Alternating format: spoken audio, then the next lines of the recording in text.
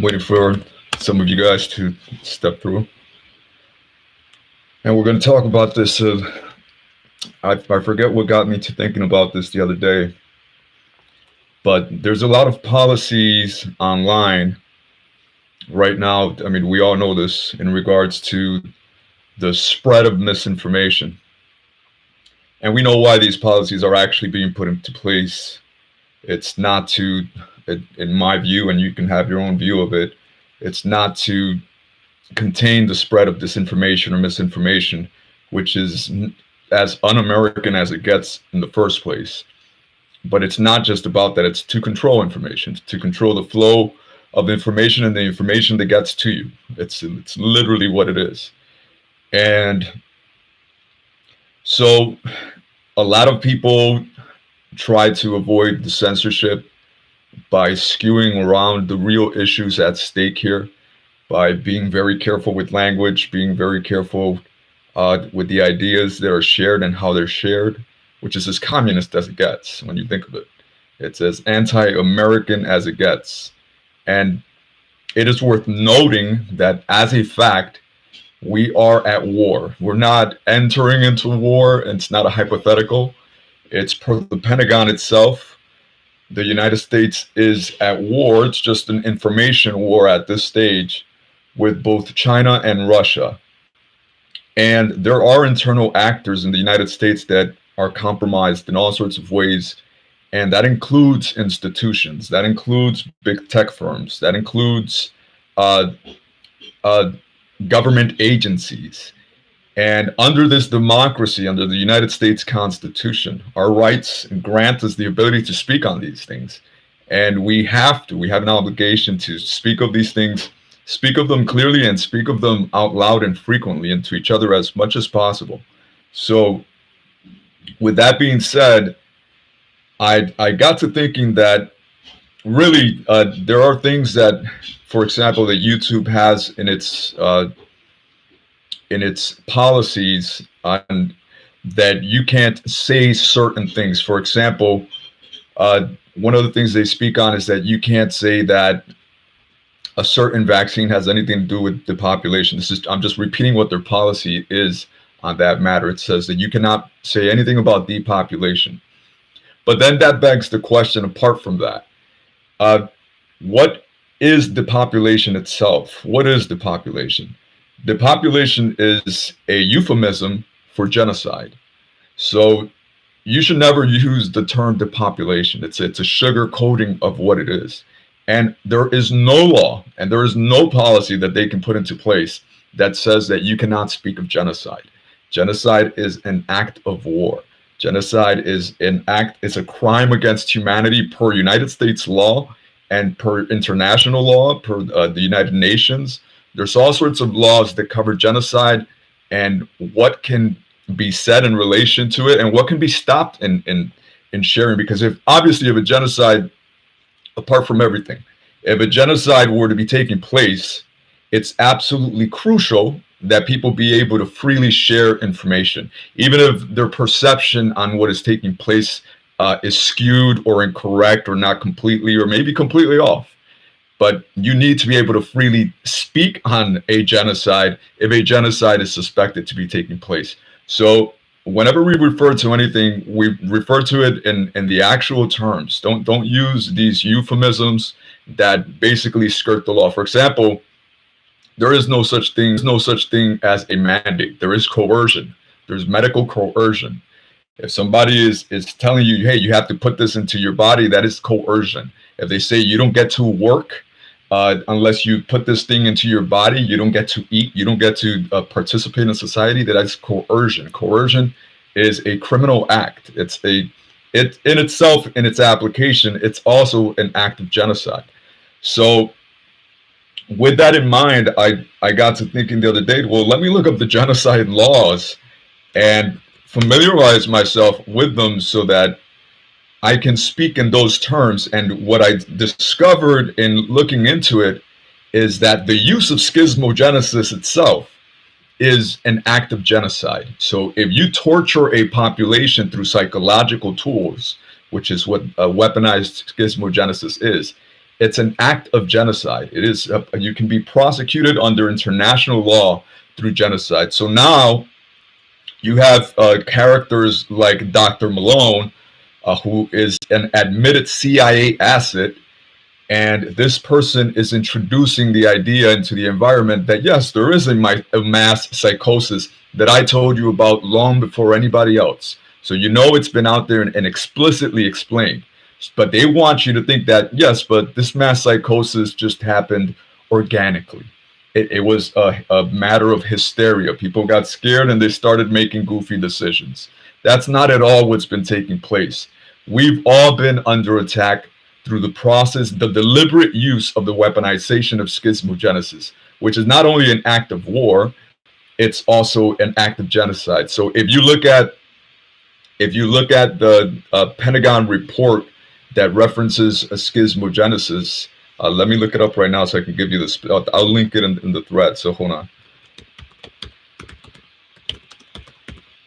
But in this report itself, it's not a hypothetical. We're under attack through schismogenesis. This is a matter of fact for the Pentagon itself. The Pentagon put the information out there. So then you have to ask yourself and put it out there. So don't just spend time telling it to yourself, but put it out there as questions to people in positions of power, people in positions of responsibility, elected officials that can be held criminally accountable and, in fact, can be charged with treason if they fail in their responsibilities. So if the Pentagon is telling you, hey guys, the whole country is under attack through this psychological process that is meant to cause all sorts of derangements, and that is literally an act of genocide, well, why would Alexandria Ocasio-Cortez never mention it? Doesn't she care about mental health issues? Wouldn't she care about a threat that the United States is being confronted with? What does she have to say about that? Does she have anything to say? Is she receiving intelligence reports in regards to this danger? Why not? Why would she not be receiving these reports? Why would the president of the United States not be receiving these reports? Obviously he is. And that includes the former president, Donald Trump. So you have Trump and you have Biden, who have completely failed to mention anything to anyone on schismogenesis. So you would think that if the Pentagon comes out with a report, a military report that says the United States of America is under attack through a psychological process that destroys societies, you would think that they would throw out a tweet, just a mention, just, hey guys, by the way, Simone Biles, your mental health is very important in the case of Alexandria Ocasio-Cortez, who took the time last summer, look it up, to comment on a single individual going through a mental health issue, but she has no time to comment on a whole nation being confronted by a psychological attack on their mental health. How is that normal? It's not normal at all. So these people are failing in their responsibility, and I would say quite purposely so.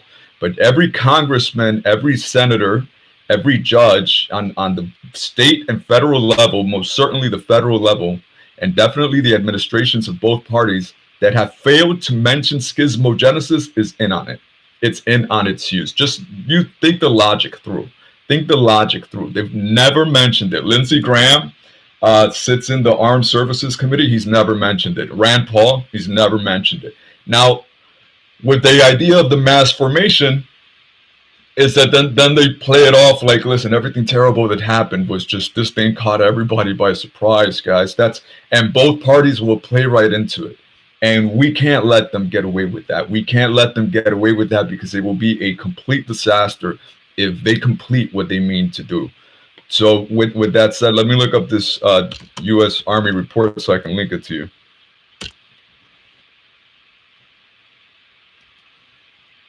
Let me see how many of you.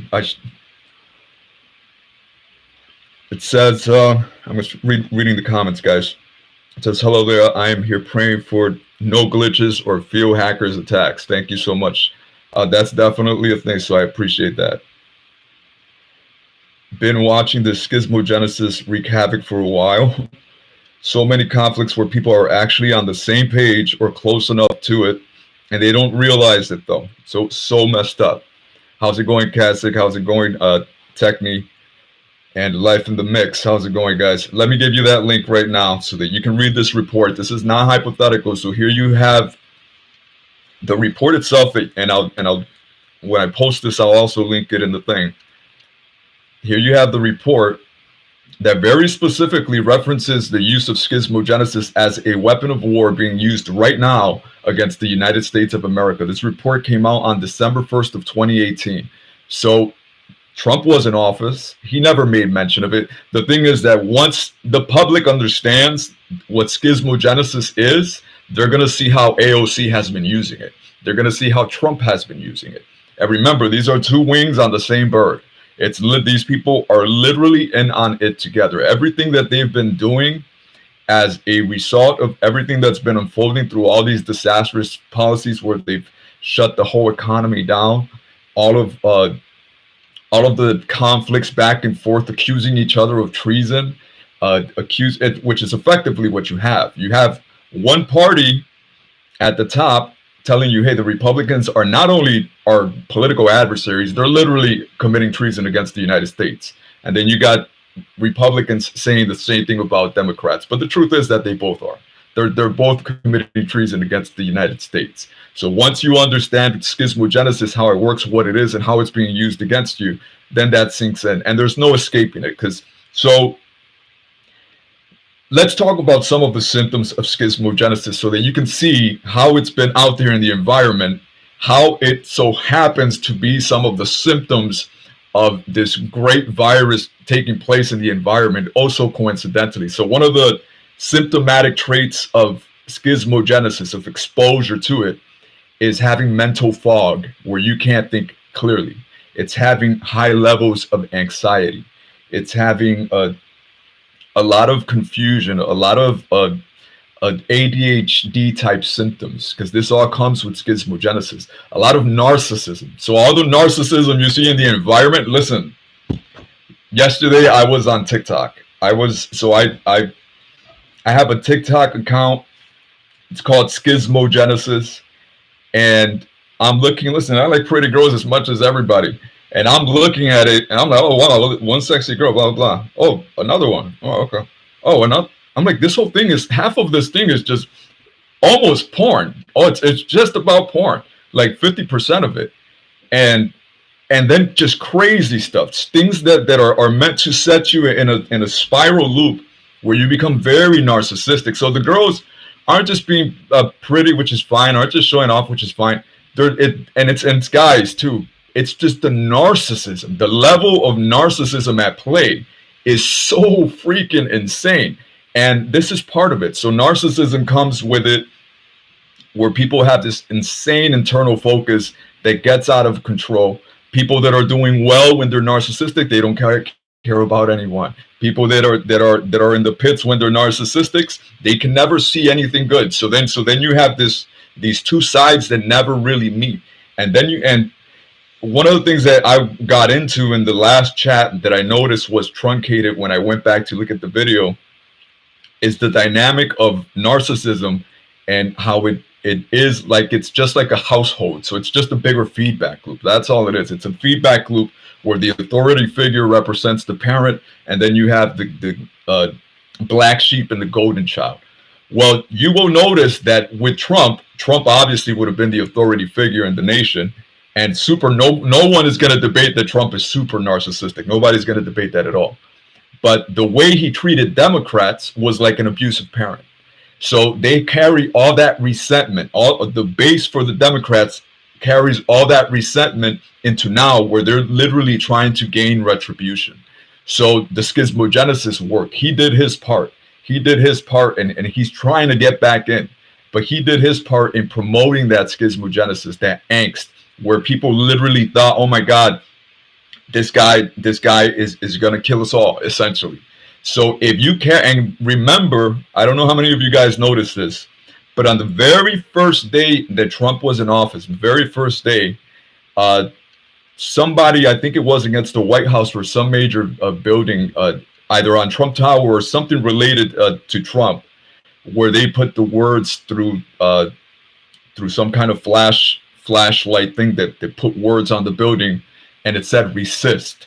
So they were acting like the country was over from the very first day, and this was on purpose. This was to destroy the psychology of their own base, to make them think, well, listen, this guy is literally Hitler. He's in place right now, and we're all immediately fighting for our lives. The truth is, we've all been fighting for our lives, but it's against both parties.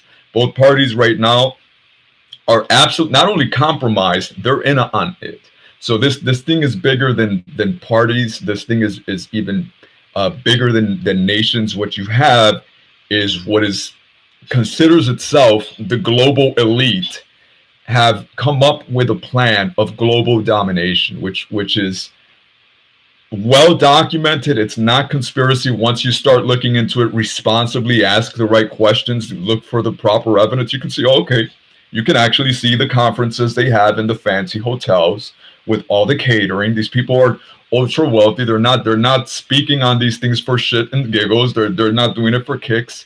They literally are putting their plans out there in the open because they figure it's a psychological trick that the more you just throw it out there, the more it's like, nah, that can't be the case. Because how does it make sense that they would say it? No, they're saying it. They're saying it, and they're attempting to do it.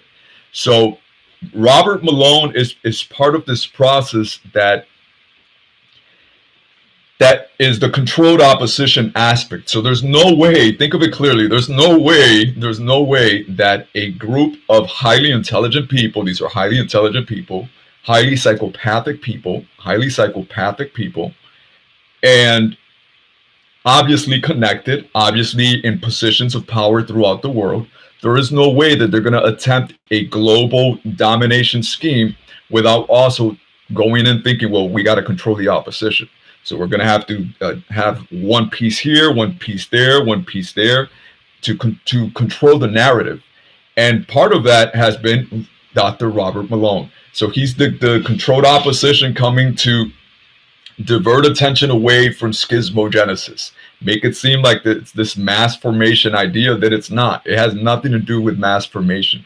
Remember, mass formation carries no penalty. It's just that it's an organic process that it was invented by this guy and it's supposed to have just happened. No. It has nothing to do with that. This is the deliberate use of a process that is meant to destroy your psyche. It's meant to destroy social cohesion. It's meant to destroy your clarity of thought, your ability to even interact with others. Even over time, even with me, I can see it's becoming harder to interact. It's becoming harder to interact where we have a less contact. So now if it's you, that your social fluency diminished, and me a little bit, and then this other person, and then this other person, we're all, it's almost like we're all back at square one in school and trying to get to know how to deal with each other, how to engage with each other, how to share ideas. So then if you add all this anxiety, all these social pressures, all these things where now it makes no sense at all. They're trying to do like, I don't know how many of you guys have seen, what's that movie with the Hotel Rwanda, where they have the genocide in Rwanda, where in the course of one summer, through the use of schismogenesis, they killed over 800,000 people that were literally neighbors, slaughtered each other. They just went crazy with machetes. So this wasn't even with guns. This was with machetes. Close to 1 million people dead, hacked to death. So think of the mental aggravation that has to happen for that to take place.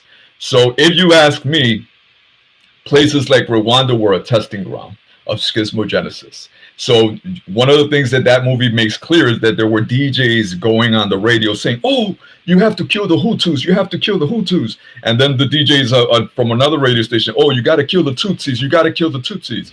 So they're trying to set the division. They've tried through all sorts. They tried through Black Lives Matter. So they tried setting every person of color against all white people and setting white people so that they feel like a genocide is about to happen against them. So they're trying to divide us in that way. They tried to, through every other means, through religious, through sexuality, through school, through every means. And now what are they using? Medical. Now they're using this vax, anti-vax argument. I want you to, but let me see if I can share a link from archive.org, where I literally advocate in ignorance now, looking back, I would say, for creating awareness on the true cause of schismogenesis, of the rather the true cause of autism, which is schismogenesis, for the sake of having the anti-vax movement that is afraid that vaccines cause autism. So vaccines do not cause autism. Schismogenesis causes autism. I'm gonna give you a hypothetical connection of how it is possible that through a vaccine adverse reaction, a stress can be created in the child that goes unrecognized by those around them, that then creates a schismogenesis, which sets them on an autistic spiral. So something like that could happen. So basically, a medical condition that goes unrecognized creates a lot of stress and sets that schismogenic spiral into effect. That's plausible. That's perfectly plausible. But you can see where I'm not anti-vax. So this any label of being anti-vaccine now, I have looked into some of the work, not all of it, but some of the work of Robert Kennedy, where he's advocating for taking a closer look at vaccines. And from what I read, and admittedly I did not read a lot, what I read was an introduction to his argument, basically an essay where the argument is presented. And the argument's rather rational. It's like, listen, we're not saying vaccines are bad. We're not saying don't give people ways to prevent disease. Why would you say that? It's ridiculous. But why not have safety trials? Some of these vaccines don't have enough safety data. At some point, the safety data has become compromised in one way or another, if it even existed in some cases. So it's, why would you not want more safety data on whatever medicine? Why not? How many medicines don't come out all the time that over time, hey, we thought it worked, but look at the damage it caused. Look at the incredible the damage that all these different medications from Pfizer years later they discover. I mean, we've all seen the lawyer ads on TV. Have you been hurt by this medication that was meant to do this but did that? That happens all the time. So that's not an outrageous scenario at all. You would think if you propose for whatever reason to introduce what is in effect an experimental drug, to introduce it to the world population, and when the people presenting these ideas as a matter of record have a eugenics background, that's not comfortable, man. That's like David Duke being in charge. Let's say all things being equal, let's say that David Duke was the one asking for mandates and asking for all of this. How do you think Democrats would approach that? How do you think the people that are pro-vaccine would approach that? How do you think the communist governments that's taking over Australia, if it's not already taken over, how do you think they would approach that when you have somebody who is so clearly virulently racist like David Duke saying, hey, listen, guys, there's this disease. We're all going to say, like, yeah, David, we want to know, but you can't be the one leading the charge. You can't be the one leading the charge. I don't feel comfortable personally with all these with all these pro-eugenics people, rather, being in charge of anything having to do with health at all. That not on a small scale, not on a large scale, not on any scale at all. Definitely not on on the world scale. Bill Gates is a eugenicist. Bill Gates is a eugenicist. Planned Parenthood is a eugenics organization, and his father was the president of Planned Parenthood, and he aligns himself perfectly with his father's ideals. So they've genocided, just to give you an idea, since the inception of Planned Parenthood. This is one specific organization. They organized themselves specifically to eugenicize. I don't know if that's actually a word, but to eugenicize black people, people that they thought were feeble-minded, so people that they didn't feel were smart enough, people that were gay, people that were gypsies, people that were that had one thing or another that whoever was in charge of this whole eugenics scheme didn't agree with. So they would come up with the terms, and they say, well, let's just do it passively by making them infertile. Let's do that. If we don't make them infertile, well, let's just encourage them to get rid of their children in the womb. And this is in effect what they did, so that they've had already 40 million black pregnancies ended. Think of the political power and capital that black people would have. This is just black people. that black people in America would have today if 40 million of those pregnancies had survived. Those would have been extra generations on top of that, of course. Think of the political power they would have in this country. And then remember, on top of that, who the Democrats really are. And I don't want to favor Republicans, because get away from the parties, get away from the parties. But the Democratic Party is the one in charge. And the Democratic Party is the real Hitler level eugenics type party. Since the inception, remember, they started the Civil War for the sake of trying to keep human beings as slaves. This is what the Democrat Party is. They started the KKK.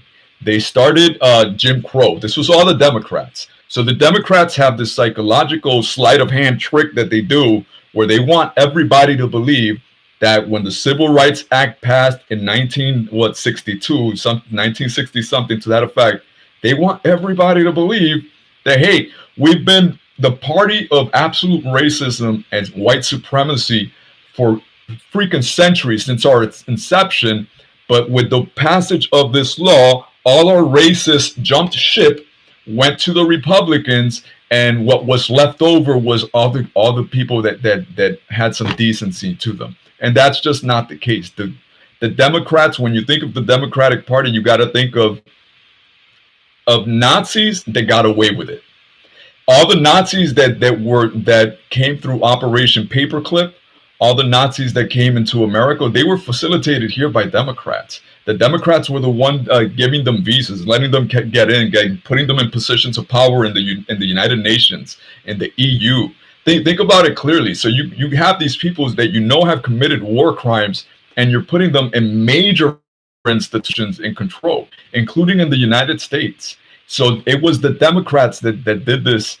All from World War II, they could no longer openly align with the ideals of Hitler for obvious reasons, because it would have constituted treason against the United States. So they had to hide what they really want to do, what they've always been about, which is about this white supremacy, about, moreover than anything, about eugenics. So they do see some factions and fractions of white people as expendable through their ideals of eugenicism. So if you're gay and white, but they're favoring you now, good luck with that. Good luck with that going in. I mean, gypsies aren't as big a deal now, since so many of them were killed off. But if you're a gypsy, they're coming for you. They're coming for you.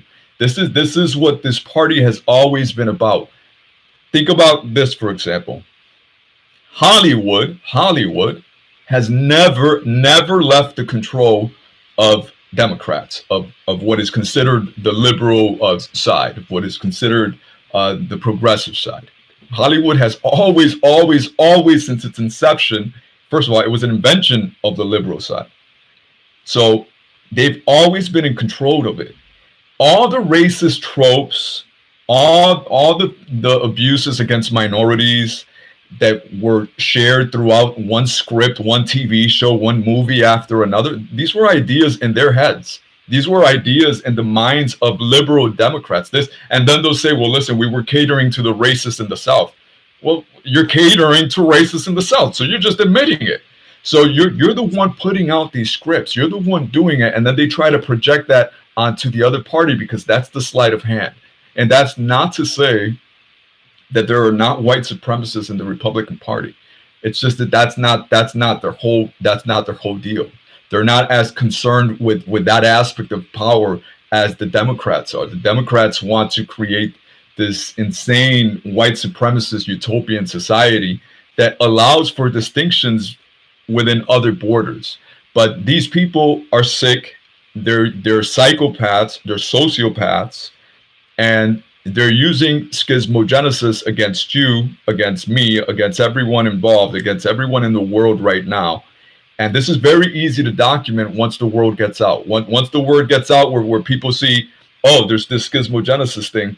Okay, so my sister sent me a text yesterday saying, hey, listen, you should put some of your posters on T-shirts. And I was telling her, yeah, I had that idea. So I'm looking at different services that, different T-shirt companies that you put the whatever the image is, and you can sell it as merch. So I'm going to start putting some merch out there to get the word out on the schismogenesis, to get those so that people can see schismogenesis. I don't know if they do that with masks, but with masks, I would say communists love masks. Just as its own statement. That's just its own thing. Whether masks are needed or not, communists love masks, and the reasons are obvious, because it's aside from everything else, it's an obvious tool of control. It can function as that. When you erase a person's identity, when you control their mode of expression, what other people get to see, that's an obvious form of control. Whether it's intended to be in one policy decision or not, we still know that's an effect. We still know that, for example, whether isolation is called for medically or not, we still know that there are psychological effects that come with isolation. Everybody knows that. Everybody knows that you can only keep a person isolated for so long before they start to have mental health issues. So these things in combination with each other, these policies that have been put into place, are facilitating the use of schismogenesis, which is an act of genocide. And we have a right to say that. We have a responsibility to communicate it. And I think we should. So I'm definitely going to be offering some shirts that are going to have the information on schismogenesis, and just give information in general of resources that people can quickly look at and get the bigger picture, because this is what's going on. So with that being said, I've done a lot of talking here, more talking than I intended to up front. So I want to see what some of your comments are. And my camera just fell. So first of all, are we live? Are we still live? Because I see no activity in the room since I put that link up. I see some chat robot put up a link, but that's all I see. So is anybody watching right now? If not, I'll cut the stream here and I'll post this, and we'll go from there, and I'll see you guys the next time. Okay, yes, you're listening. Okay, so somebody is there. So let me since I have this report open, let me look up schismogenesis within it real quick, because I want to read you something. All right. So this is let me give you the title of the report. It's a very long one. It's called the U.S. Army War Quarterly Parameters. So that's the publication. This is from the armywarcollege.edu. And this was published on December 1st of 2018. This is volume 48, number 4, article 4. And the title is Social Media Warriors Leveraging a New Battle Space. So right now it's an information war. That's in some places it's rather physical. And the authors here are Jahara Marisek and Boudica B. Jayamaha. So let me look up schismogenesis. So this is the first thing they have to say on schismogenesis. It says, the process of creating societal rifts, we know there are societal rifts going on right now big time, to expand existing divisions and to generate, listen to this line, and to generate self-destructive behaviors was called schismogenesis in 1935. The Office of Strategic Services, an institutional precursor to the CIA, used this theory in the South Pacific during World War II to sow disunity among enemy fighters and to create schisms in communities supportive of Japanese rule. Let me fix the camera real quick because my screen can't support it properly. All right, so let me skip one sentence and go to this next one. It says, likewise, the recent rise of extremist politics in the United States and in Western Europe provides growing evidence that schismogenesis appears to have been fueled by Russia, China, and numerous other hostile actors who can benefit from the cost-effective method of weakening the rules-based international order without directly confronting the West.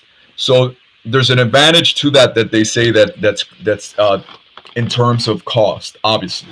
If you're fighting through chat rooms and information, obviously that's going to save you a lot of military expenses. But it also provides cover for those using it, because they have plausible denial. They can say, well, listen, we were just engaging in free speech. We were just sharing this idea, or that's just the person over there saying that thing. That has nothing to do with us.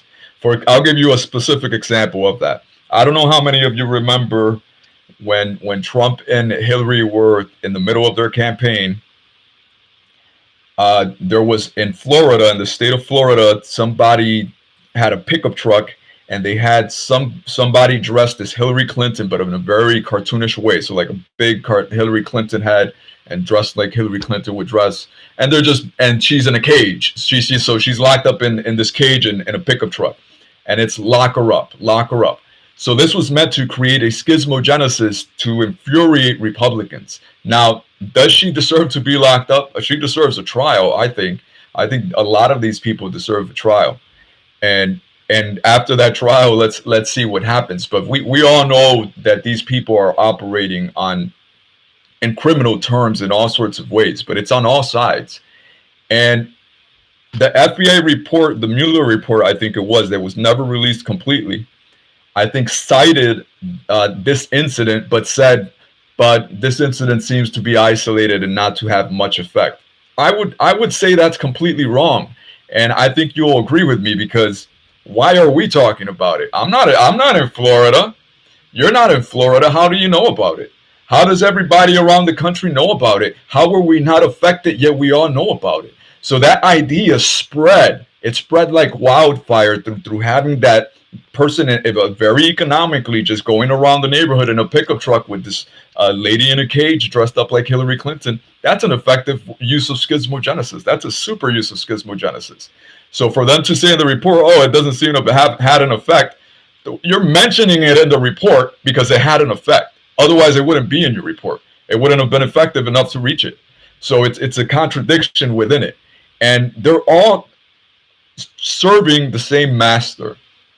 They're all serving the same master, but not with the same commitment. So you have a lot of politicians, a lot of people in positions of government, in positions of law enforcement and security and intelligence and all sorts, that want to do the right thing, but ultimately can't, because the feedback loop within these larger feedback loop institutions prevent that from happening. For example, one of the purposes of schismogenesis is to provoke a civil conflict. So they want a civil war to break out, because with a civil war, they then have the pretext to shut the country down completely through martial law, and then forget everything. They can shut down this, shut down that. You're not saying anything, because now you're dealing with soldiers. Now it's not just dealing with neighbors that disagree with you. Now you have soldiers within your country controlling the flow of people, controlling the flow of information, controlling people's ability to make money in the first place, people's ability to survive.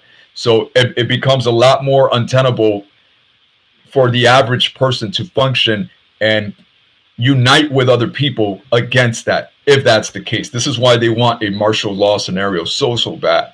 But there are people within the government that would have to put that martial law into effect if society does something stupid, because it's part of their function, and unless it goes against the law, they cannot do anything.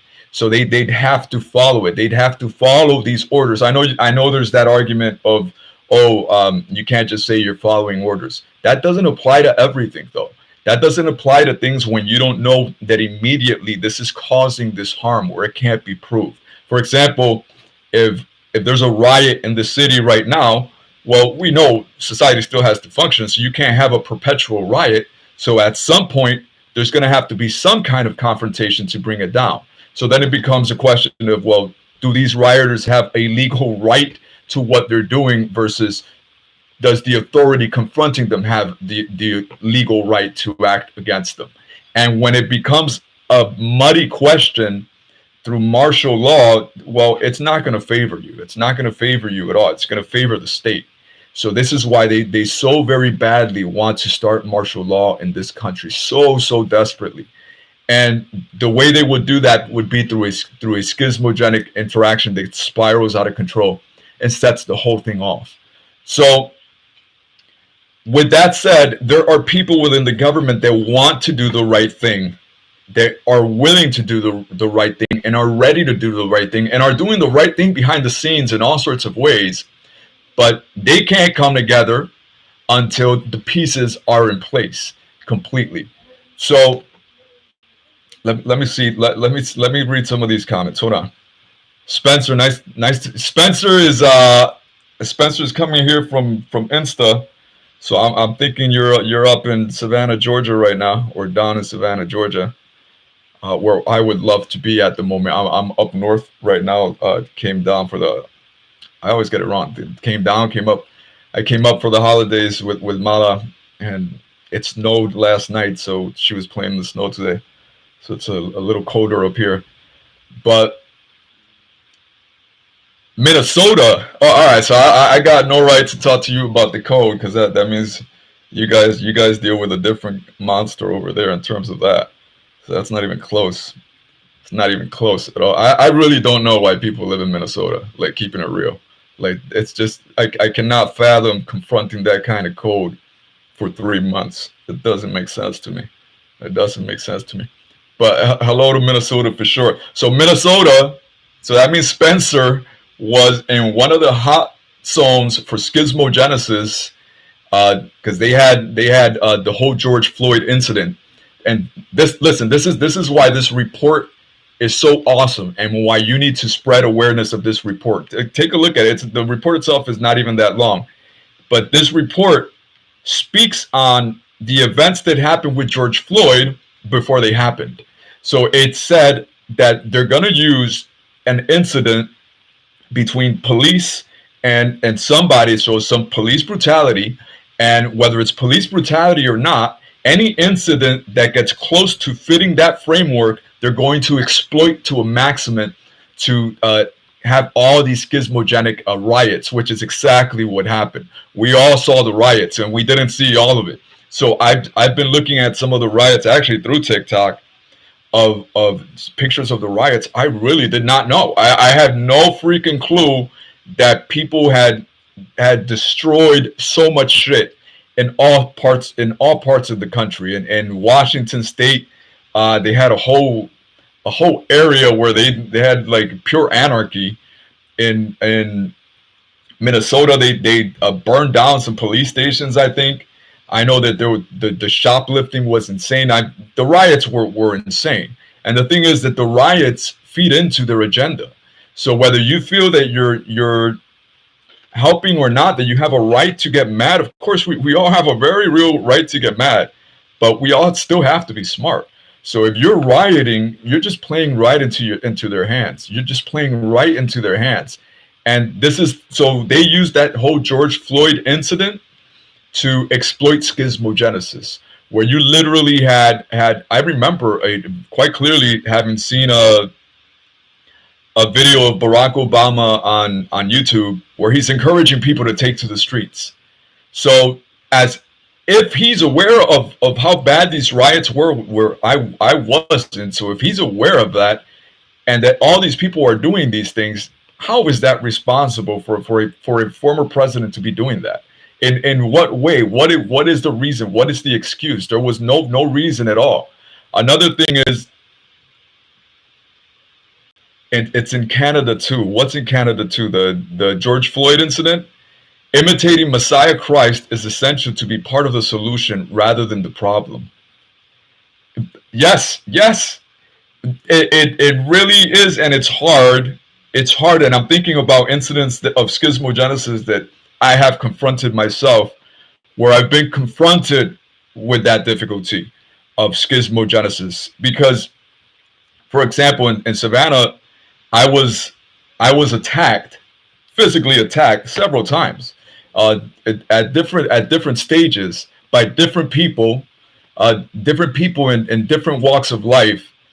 And listen, I can take care of I can take care of myself, and I've been all over the place. And in all my years, in such a short span of time, I've never had that many problems where people are coming to me creating problems. People are literally coming to me to instigate all sorts of different situations. And I realized, well, some of these people are straight up gang stalkers. Sometimes incidents just happen because that's just life. But once I started to track the patterns, listen, I don't want to send some people to jail. I know there's this poor lady that begged me not to, and I don't have great pity for gang stalkers, but gang stalkers are pawns. Gang stalkers are so low on the totem pole of people that personally I'm concerned with, because this goes way up top. This goes way up top. Gang stalkers are a form of control of of the society at large. So whenever somebody is getting too out of line, they'll try to use groups of gang stalkers that involve people you know. They Once they understand your own patterns, and this is going to become more explicit with the more they understand your mode of interacting with the internet. So when they know, hey, Jakey likes to go to YouTube at this time, and when he sees this type of video, he switches over to Insta, and then when he's on Insta, he watches this, and that turns him over to TikTok, and then that puts him in this mood, and then he does. They know this. They know this for each and every person that uses the internet. So the more information they're able to aggregate and create all these patterns on our thinking and our behavior, the more they know how to manipulate us. So it's not just that they're feeding you ads, not on the institutional and state level.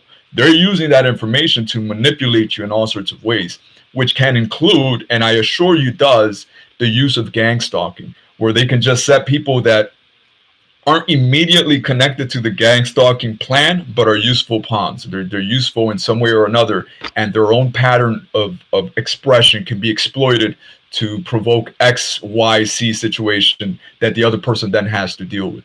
So part of the gang stalking routines, because they can't kill everybody off, it's not feasible. The optics of it are horrific. So what they have to do is just veer you off, just distract you with this, create this problem. Oh, you were gonna set all of this in motion. Well, guess what? Your car just broke down. Oh, that's bad. Oh, it didn't just break down. They ripped you off too. Oh, okay. Well, that's terrible. Oh, this other thing happened. Oh, okay. So that you're dealing just with one little variable after another that doesn't let you complete the bigger loop that you're trying to move through. Let me read this Anomalies comments here. It's everywhere like a virus. It literally is a virus. It's an information virus. It's an information virus is what it is. And the contagion of it is spiraling out of control, and it's spiraled enough out of their control where they set this Dr. Malone and this other person, Matthias Desmond, to propagate this false notion of mass formation. There's no false mass formation. That's complete and utter bullshit. So it says, I tried letting a politician know that could have raised awareness, and she didn't.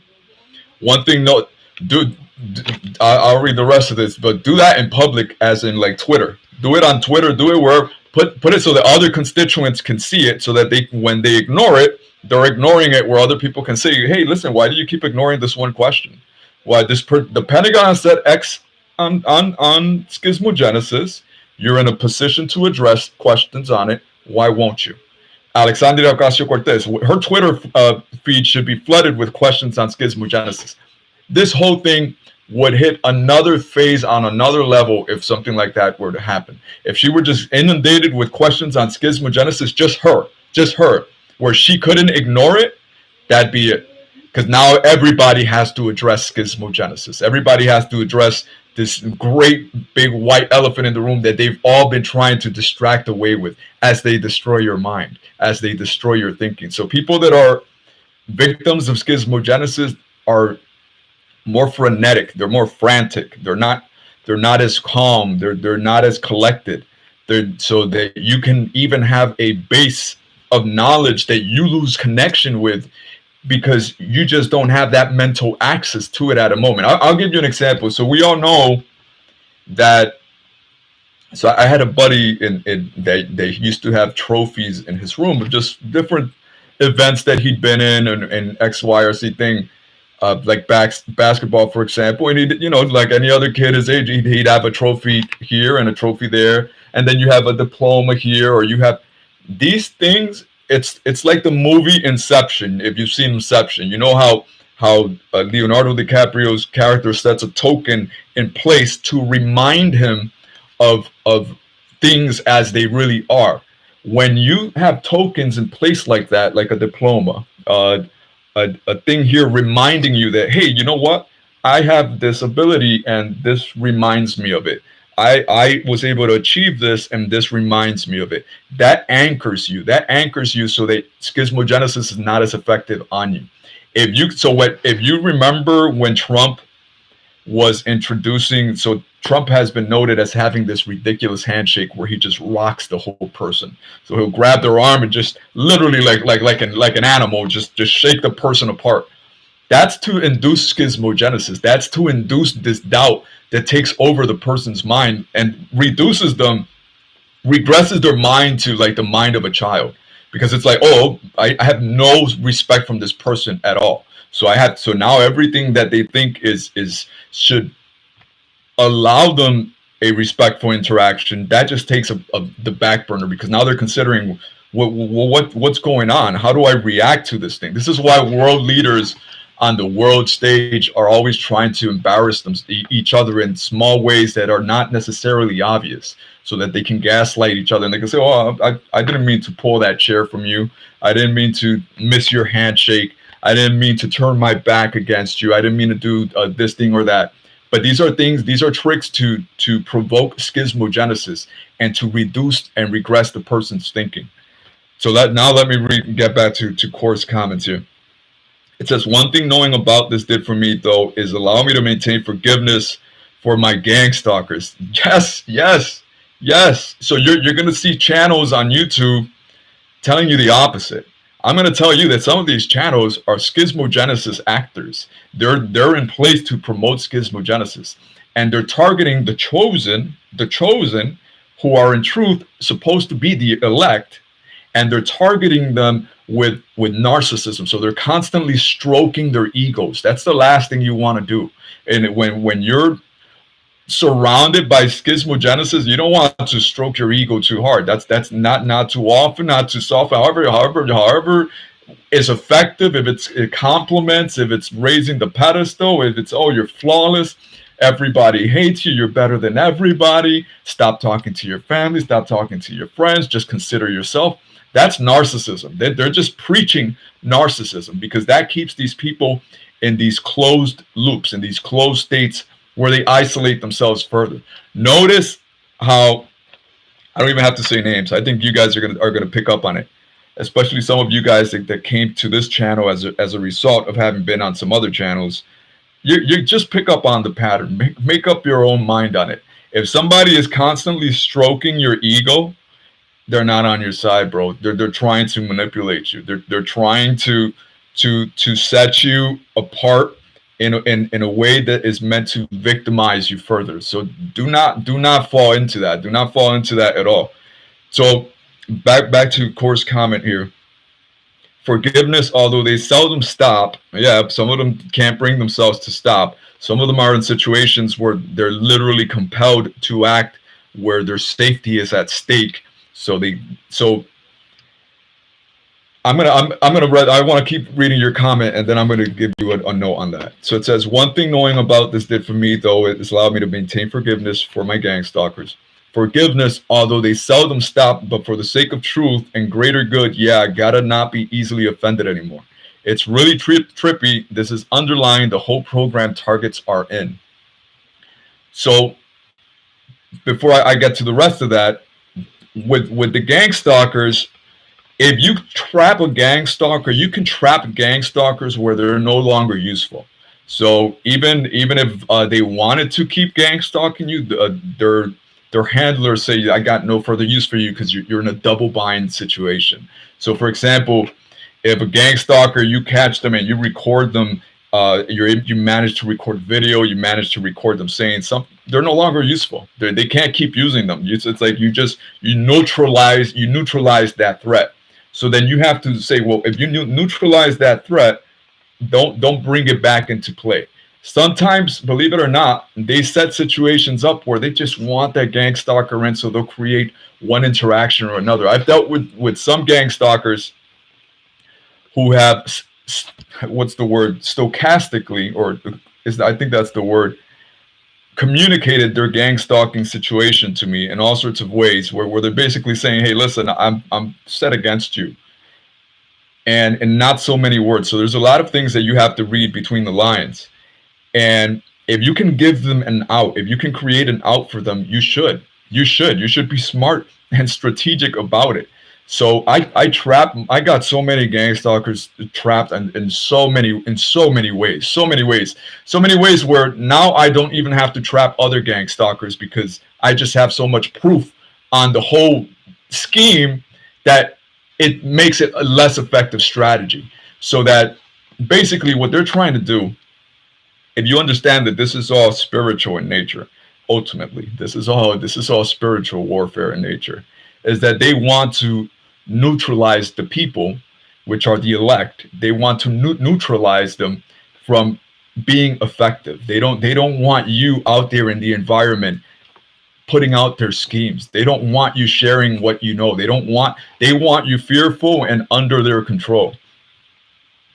So let me read the other two of Core Anomalies comments. He said, what you said the other day, it's true.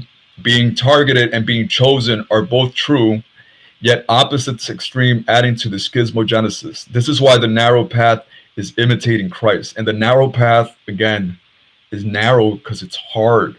And we don't like hard things. Hard things are hard. So we try to avoid them as much as possible.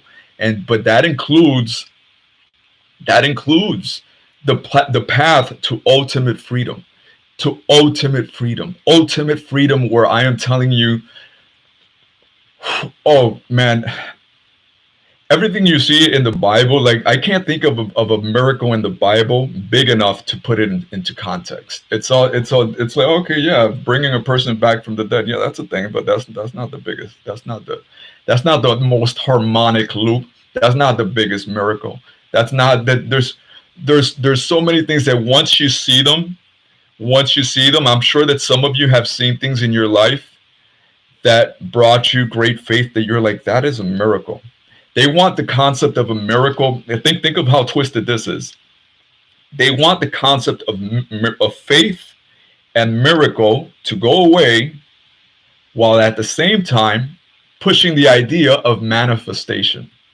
So they're saying, listen, if you want it, if you speak it into words, you can bring it into existence. Meanwhile, the Bible itself tells you this. So they're regurgitating the Bible and trying to pass it off as original, while at the same trying to deny what the Bible is saying. So the Bible itself says, listen, you can speak things into existence, so you should be careful. And when you want something, instead of speaking into existence, you should ask God, because ultimately He'll find the most the best way so that you're not hurt. He'll find the best things, even if it's not going to seem obvious. He knows the path. He's omniscient. He sees everything. He can see a whole view of all the field. So if you try to envision, for example, your perfect mate, and your concept of your perfect mate is a person with a variety of traits that you have in your mind, but then it turns out, wow, when I actually interact with that kind of person, I'm not that happy. I'm not in the place that I want to be for whatever reason. And it doesn't mean that the other person is necessarily bad. It's just you're not looped. You're not properly looped with each other. So, but you can manifest things in all sorts of ways that come with conditions, that come with consequences that you can't foresee. And God is not handicapped like you are, in where He doesn't see. He sees it all. He sees the whole thing. So this is why faith is important. This is why faith is superior to manifestation in every single way. In every single way. It says, you didn't say it quite like that though, but I see there are two extreme perspectives that are out of balance. There's truth in each perspective for sure, though, and the same dynamic is elsewhere as well. So I think I kind of. And then Kasek said to destabilize. Let me go back to it's everywhere like a virus. I'd like to know. I already know, and I'm sure that whoever here has been keeping up with the news on it on Australia. Australia's under control. Australia's under enemy control at the moment. The Australian people are basically prisoners of war in their own country. So it's kind of like France in when Germany did the Blitz and they were under occupation. So if you ask me, uh, Australia is occupied. If you ask me, Italy is occupied. If you ask me, I'd say Germany is occupied. Much of Europe is occupied at the moment. Definitely Austria. Not every country is equally occupied simply because of the nature of this war, which is informational. So, like I said, they haven't been able to pass the same laws in every country that give them control, that give them more power. They haven't been able to pass the laws in every country that denies or negates X, Y, or Z right or privilege or liberty or whatever. So they different countries have different governmental systems and a different way of doing things slightly that necessitate a different strategy for each one and makes things go at a different pace. So this is why certain countries are occupied and certain countries are not. I would say, like, again, Australia is occupied. Australia, my God, I saw a video today of some politician there. Let me see if I could just happen to catch it on TikTok because it's making the rounds. And this guy just sounds like a straight up psychopathic Nazi. He's telling people. I'll link it. I'll link it somehow. I'll try to find it and I'll link it because this is one of those things that if people over here in America were to see it, even if they were very pro some of these policies, they're gonna slow down. They're gonna say, whoa, whoa, whoa, whoa, that's wild. That's some wild shit. That's not something a politician should be saying. They most certainly should not be saying it like that. Anytime politicians start to create an enemy from where they're trying to tell you, listen, this whole party is evil, like the people themselves, not the politicians, but the people, where they're trying to set the people against each other, these people are entering Nazi territory.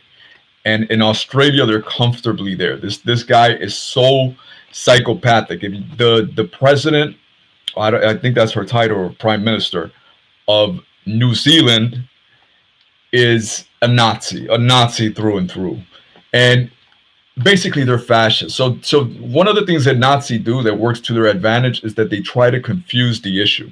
So they play a lot with words. So they want to waste your time debating fascism versus communism versus Nazism. It's all the same shit. It's all just authoritarian people trying to take over. That's all it is. It's just a bunch of bullies, and the bullies turn out to be, in most cases, peoples that were victims of being bullied themselves in school. If you look at the history of these people, they were either themselves the bullies in school or the ones who were bullied who then became the bullies. So that it's literally psychological states going out of control, and then they coalesce in positions of power, and then that gets out of control. So we're dealing with psychology. That's why schismogenesis is so central to this whole thing. It's how does the mind work? How do you control people? How do you manipulate them? How do people see themselves as better than others? How do people think, well, you know what, this group over here is not contributing to society, so they should be eliminated? How does that happen psychologically in a person's mind? Another thing that this just brought into my mind is this whole debate about NPCs, where they're telling you that we're in a video game. They want to make people believe. Think of how insane this is rationally, where you have scientists pushing this idea with no proof, that we are in a game, that we are in a simulation, recklessly. Think of where they're telling you, listen, you're just a character. This other person's a character. Well, what does that mean ultimately? If at the same time they're telling you you hold no intrinsic value in the universe, you're just a speck, because they try to phrase it poetically when they tell you your shit. That's the beauty of it. Like people that praise Carl Sagan and people like Carl Sagan, where they're like, oh my God, he's telling us we're a speck of meaningless dust in the whole scheme of things. How awful is that? How awful is that? Where they're telling you, listen, no God exists, you mean shit, and by the way, you might be a video game. So, if we happen to eliminate a billion people over here, don't feel too bad about it. They're just characters. They're characters in a game. They're characters in a game whose minds are really not operational in the way they are within you. That's just not true. That's not true. Everybody who you think is an NPC is a human being. Everybody who you think is deranged at the moment is a person. Keep that in mind, because this helps combat schismogenesis. This when I became overtly, I don't know if that's the best word, but when I became super aware of schismogenesis in a way that I couldn't ignore back in 2016, I was going through a breakup, and the breakup had happened. So the breakup had happened, and we had remained amicable. But then I wanted to get back together, and realizing how stupid I'd been in breaking up, and that wasn't as amicable because I made all sorts of mistakes, and things weren't in place for all sorts of reasons. But one of the things I realized was, wow, when I see her picture, I feel a certain way versus when I don't. So let me always keep her picture present so that I know I'm dealing with a person. And it's the same with the internet, where all we see is a name on the screen, and you forget, no, this is a human being. This is a person with a family. They have a job. Even if I don't agree with them on whatever thing, they still have their own value and worth. And I hope they can see somehow some value in me. So one of the things that schismogenesis does is that it blurs and obliterates boundaries. This is one of the symptomatic traits of autism, is that people don't know boundaries, don't respect boundaries. And that's part of what schismogenesis has been promoting in the environment, is this complete collapse of boundaries in all sorts of ways. And boundaries are good. People delineate the lines in their yards. That's okay. Your car is distinct from the car right next to it. You don't want somebody just to step into your car.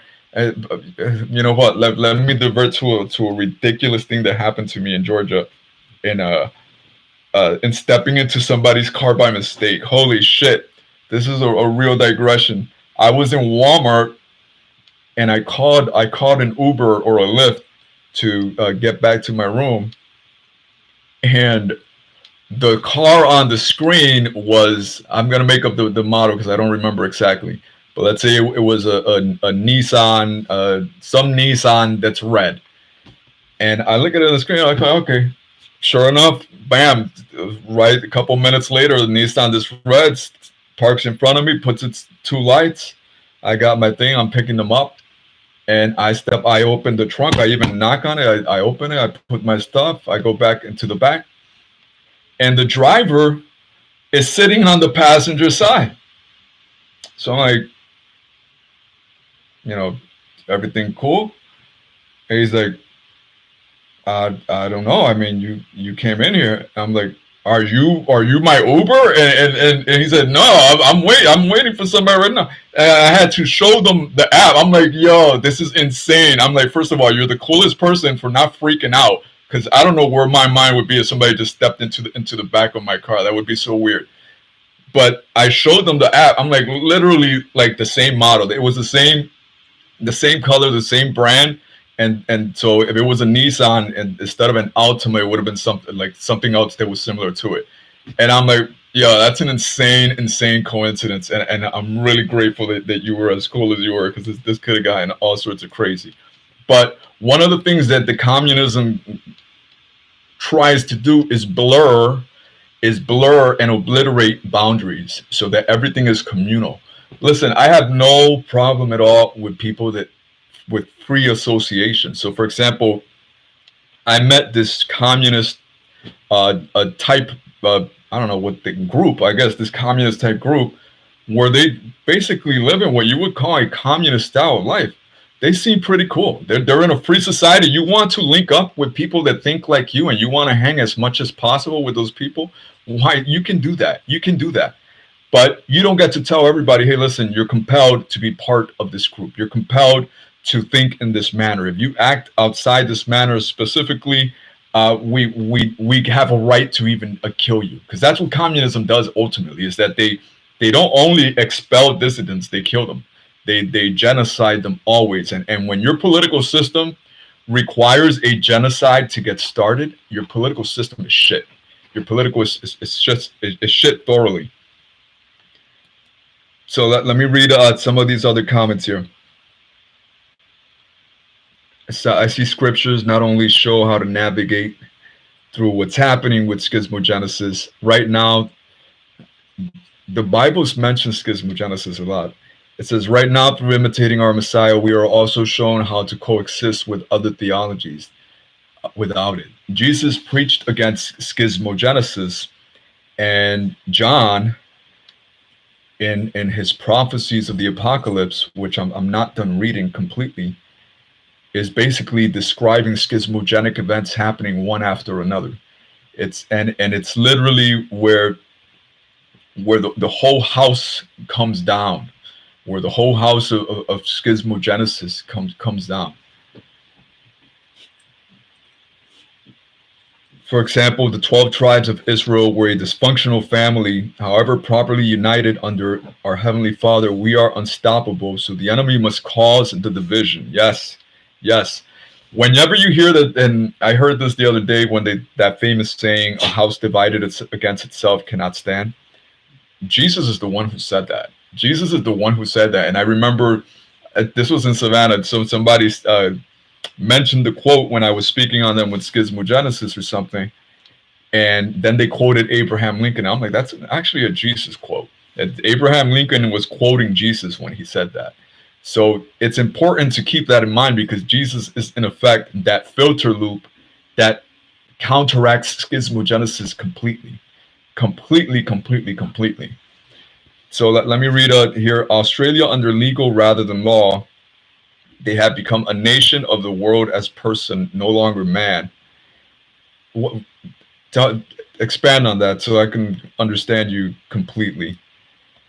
They're not a nation of law. If you're saying they're not a nation of law, I agree. Australia right now is under a form of dictatorship. It's right now. There's a reason that what's happening in Kazakhstan is receiving attention, but what's happening in Australia is being ignored. And a lot of people are going to have to do a lot of answering to questions having to do with treason once this all reaches a different stage. Ultimately, God will determine the stages we go through and when. And some of them are not the stages that some people are waiting for, and some of them are. So I think we all know what we're going through. I think we know what the times that we're in. If you don't, well, you should. Because if you ask me, I would say this is the end. This is the end of the road. And I've seen enough proof of it firsthand that I know.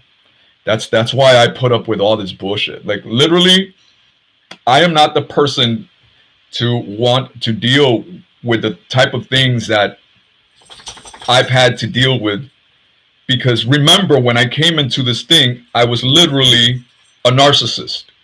So there was the narcissism itself. I used it as a tool to walk away from the narcissism. So every advantage that the narcissism granted me that was favorable, in another sense, I used it as an exploit. But narcissism is awful. Narcissism is grotesque and destructive in all sorts of ways. That doesn't mean that you neglect yourself. That doesn't mean that you can't have a good opinion of yourself. That doesn't mean that you can't express yourself and share yourself with others. But there has to be a balance, man. There has to be a balance that definitely doesn't cause destruction, for sure. And that's what we see at the top, is that these people they cannot conceive of you as a person. I've spoken to wealthy people, and this is not to say all wealthy people are like this, because that's not the case. But I've spoken to some just moderately wealthy people, very wealthy people, and then some other people that are just on another strata, and then other people that are just part of institutions. They don't see you as a person. They don't place a value on your life. And I don't know who you are specifically, but this applies to just about everyone. They literally, so when you say they see you as sheep or they see you as cattle, that is correct. That is correct, and not in a comical way, not in a just saying it way. This is the case. You are expendable. You are expendable in all sorts of ways. And I don't know if I mentioned this in the last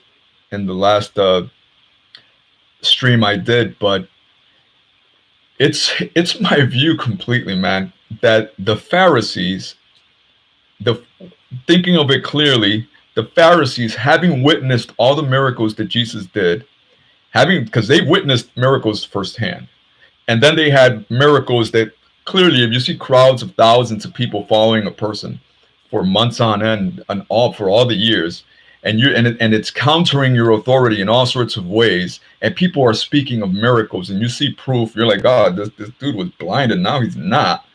Like, this other person died as a fact and now they're alive. This other thing happened. Then there's people are saying this and they're saying that. These people in positions of power, they didn't just crucify Jesus and leave it at that. They said to themselves, how can we do that ourselves?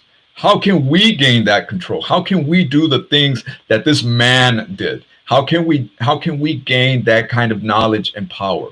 So ever since then, they've been distorting the truth of what happened, using it to the extent that they've been able to their advantage, hiding all sorts of truths, messing with the Bible, for example, in all sorts of ways. Listen, guys, I'm not a theologian. I'm not thoroughly familiar with the Bible in a direct sense. So I went to church as a kid, and I obviously would hear sermons and stuff. My mother is a super churchgoer, so she's very familiar with the Bible. I'm not.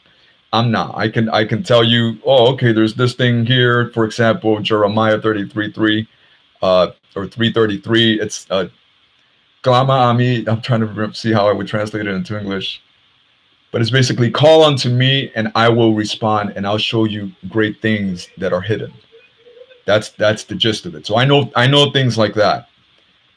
And there are so many parts of the Bible that have been manipulated in all sorts of ways, that have been left out, that have been purposely distorted and left within and put within. Remember, at the end of the day, people put the Bible together. People put the Bible, and the people that did it were people in positions of power that didn't want to lose that power. So they don't want the people being in control of knowledge of God. They didn't want that. But when they saw the control was taking place on the masses, they're like, well, we have to control it to some extent. So let's just give them this, let's give them that, but don't give them the whole thing. Let's disappear this part of the Bible. So one of the things that I've been reading of late is what's called the Gnostic. I don't want to say Bible. I don't think that's the word for it, but the Gnostic Gospels or Gnostic books. And listen, there's so much mention of what are effectively feedback loops in the Gnostic Bible that just coincide with what is said about feedback loops in the regular Bible. And remember, the feedback loop is the fundamental unit of reality. It is what God is. He is the all-encompassing feedback loop. That is how you and I are made in his image. We are all made in God's image because he is a feedback loop, and we are feedback loops too. So it's not a direct, oh, God has two eyes, you got two eyes. God has a nose, you got, no, it's you're a feedback loop, God's a feedback loop. It's the angels are feedback loop. The devil is a feedback loop. Everything you see in reality is a feedback loop. Not every feedback loop is harmonic. Not if some feedback loops are super chaotic. Some feedback loops are heavily deranged. Some feedback loops are heavily distorted. Some feedback loops are infinitely harmonic.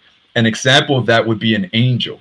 If an angel comes to believe, all right, if an angel comes to believe that they are God or in some way God themselves, they would instantly be a demon. They would become demonic because they would collapse in on themselves. So think of it like this. Think of it how you have a star and you have a perfect fusion cycle of cause and effect where all of these interactions are keeping the star alive for billions of years. All it takes is for one of those little cycles to go wrong, and the whole effect propagates throughout the star until eventually it implodes and collapses. This is what happens with angels. This is how the angels became demonic creatures that went from these infinitely harmonic structures into these deranged beings that seek purposely to cause harm in service of Satan. So Satan is real, man. Satan is 100% real. Satan is as real as God. I'm telling you, he is the chaotic feedback loop that seeks to distort everything, that seeks God's power that literally he cannot have. So God is represented by the number 1, by the number 0. And where 0 is the Holy Spirit. What happens when you add 1 to 0? You still get 1. So when 1 and 0 get together, you get Jesus, who is the product of the Father and the Holy Spirit. So you get a Trinity. So it's still 1. Every other number, for example, 2, is divisible by 1. Every number in existence is divisible by 1. But not every number can divide every other number. So 2 can't divide 3, 2 can't divide 5, 2 can't divide 7, but 2 can divide every even number in existence. I would tell you that 2 is the devil. 2 is the only prime that is unique in all the even numbers. There's no other prime that's an even number. So in this sense, I can see where the devil would think, oh my God, but listen, I'm as unique as they come. So then everything that is divisible, where you get the yin and the yang, you see what I'm saying? Everything that is divisible becomes the devil's kingdom. Where things that are indivisible, for example, 3, 5, 7, 11, the only thing that can divide those things is 1, which is God. Nothing else can be above it. Nope. So I don't know how familiar most of you are with prime numbers, but this is what I'm speaking on. So every prime number is representative of an infinitely harmonic system, an infinitely harmonic cause and effect structure, which is in effect a representation of an angelic being. So what we are dealing with is information that comes to equilibrium on different states. Some of those states are chaotic, some of those which then we can equate to demonic, which it's effectively the same thing. If you have a perfect system, and I know that we can't conceive of perfection like that, but imagine an absolutely flawless system of cause and effect, a looped cycle of cause and effect that has no flaws to it at all. That's an angelic being. That's an angelic system. And this is what we're dealing where the devil wants to present the argument, well, listen, there's good and there's bad. There's good and there's bad. There's good and there's bad. No, listen, that doesn't have to be that way. And the thing is that there's more bad than the worst of it. So imagine your worst day, all right? Whether it's happened or if it's to come, imagine your worst day and multiply that by infinity. That's what you get when you take the devil's side of things. Because the amount of times that you're going to get to come back to a state where you get to choose between the devil and God, that might never happen again. This is it. You are in an elevated conscious state where, unlike most creatures in existence, you get to make a decision. Do I escape? Do I escape, or do I sink back in? And do I sink into this torture chamber, which is exactly what it is. So think of nature, for example. Think of nature and all the things we see in nature that we say are beautiful and good. Nature is a torture chamber. I back in 2018, when in 2017, in December 4th of 2017, is where I had these epiphanies and these conversations with God. I'm telling you straight up, where he told me of the feedback loop nature of reality, the feedback loop nature of autism, how the mind is structured as a feedback loop, how and why that's the case, how memory works, how the whole thing works, period. When I was receiving all this information and understanding its implications to the extent that I do, I realized, holy shit, there's a lot, there's some bigger things than me at the moment. There's bigger things that are happening in the environment. and I should probably address them, because that's the deal, or not the deal. That's the, how would I phrase this? This is what I told God I would do. I told him I wouldn't back down. I said, just show me the nature of reality, and I'll share what I know, and no one will stop me. I'll share it with mankind. I'll do what I need to, but I need to know. I want to know, are you real? I want to know how are things arranged? How do things work? And when I saw the answers and I saw them play out, and since then I've just seen so many things play out since then. You guys have been witness, so you know that I've been talking of this mass psychosis before this Robert Malone showed up. You know I provided the answer to reality that Joe Shabak is now repeating. You know I provided the answer to autism that now experts are coming. Oh yeah, the narcissism has something to do with it. Oh yeah, this. You know I said all these things up front, and I'm telling you these things did not come from my mind. I'm telling you these things came from God. He put these things in my sight. He put them in front of me so that I could bring them to you, so that you would know, hey, this is the hour. This is, God is real, and this is the hour. So I am pointing to you the credit to him, but not just to give credit, to give you a fair warning of what is to come. Because one of the things he showed me is that some of this knowledge that has been hidden from us has obviously been used to exploit us in all sorts of ways by very, very evil people that are only getting their start. So anything they're doing right now, this is not the worst of it. We have to get spiritually and mentally ready, physically ready, and the natural ready. Your families ready, your resources. Get ready for pray for the best for your family, your neighbors, and the world, but get ready for things that have been prophesied to come, because they will come. Listen, God himself has nothing to prove with me. I've seen one thing play out after another, like supernatural shit, man, supernatural stuff. You'd be like, no, that didn't just happen. That literally didn't just take place. How was I able to navigate this situation without resources? I'll give you one example. In Savannah, I had trouble with my money for 1 week that for one reason or another it didn't come in. And I literally was not able to pay for the room for a couple days. So that left me on the street. And I'm like, well, this is fucking insane. So I'm in a very difficult spot. I'm like, how am I gonna deal with all this thing right now?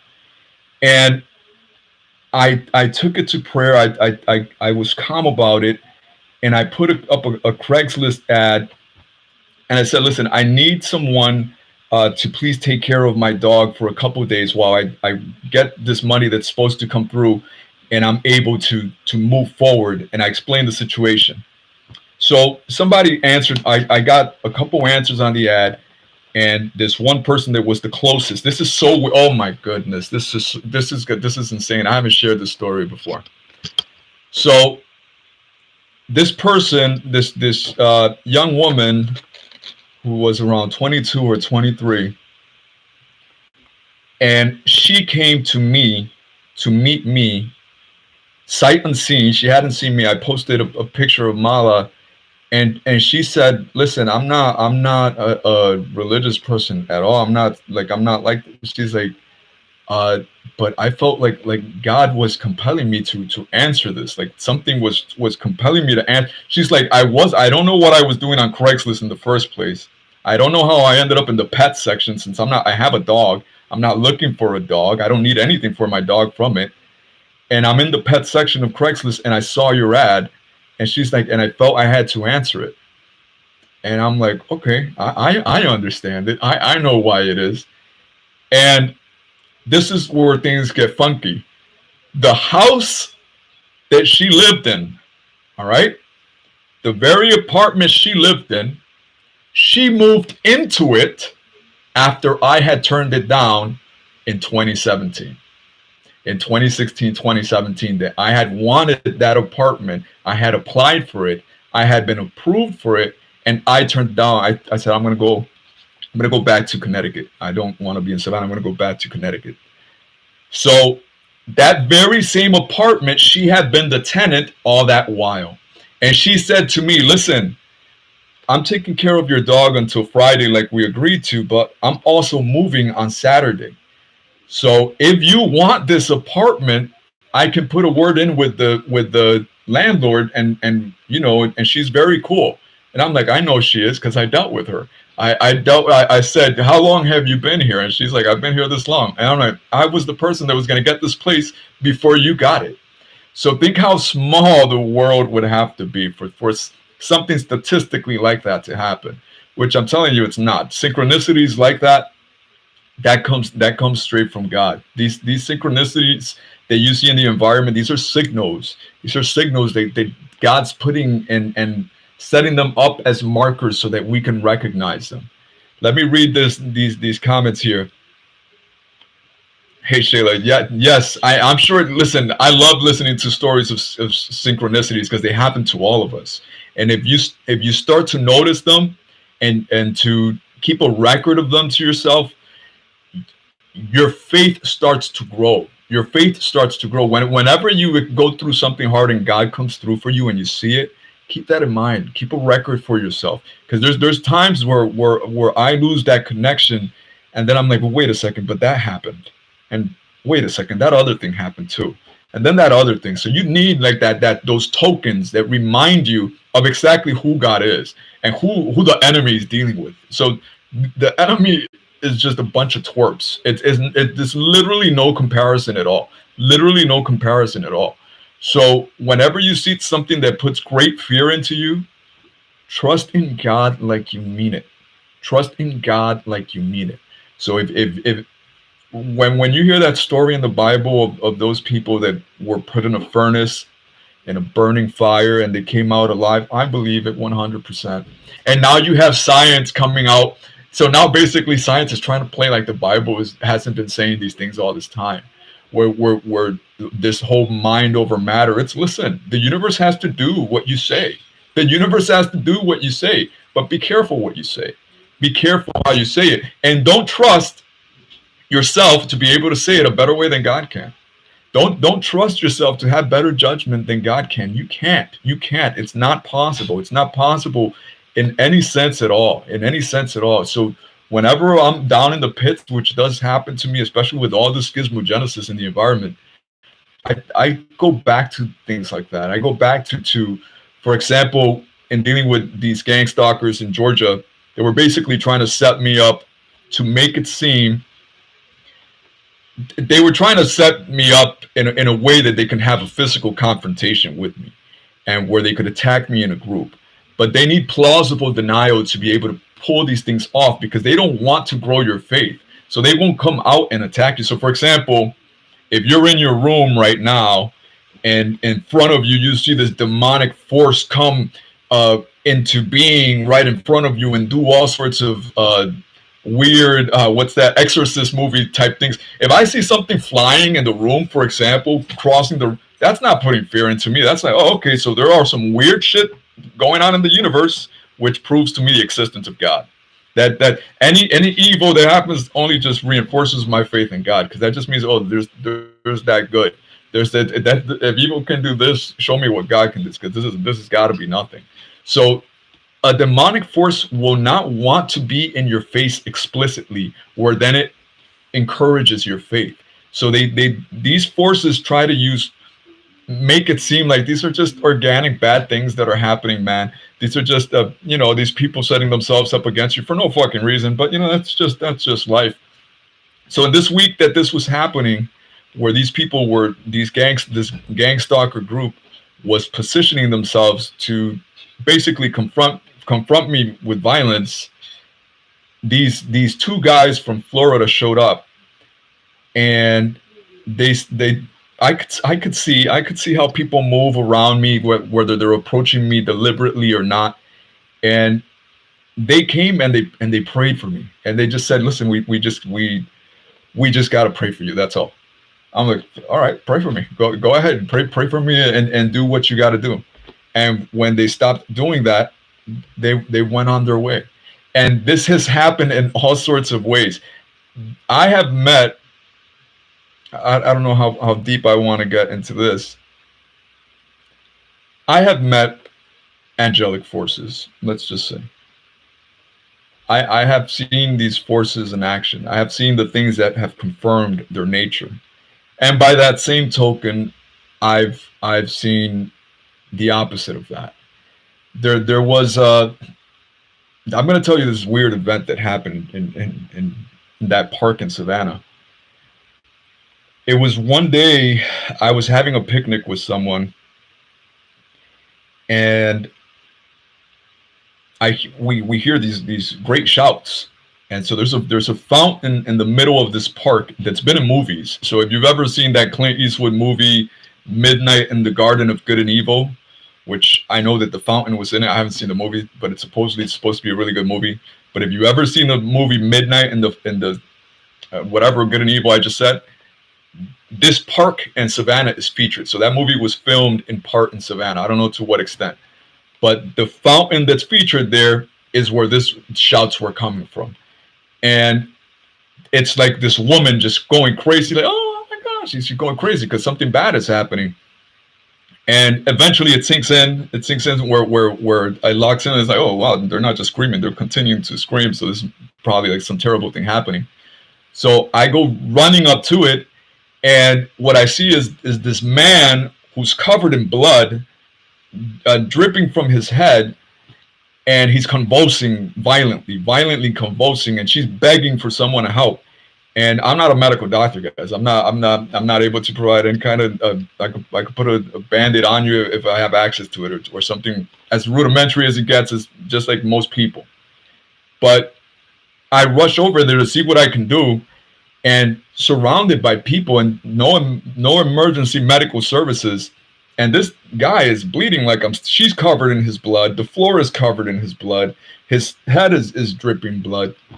So I'm thinking this person is in the midst of death. This person is about to die on this person.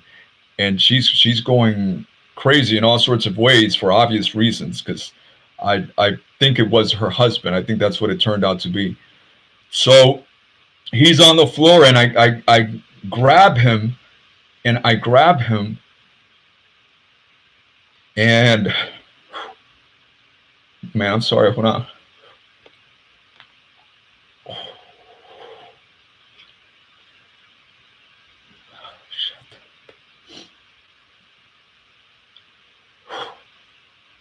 Sorry, I did not expect that.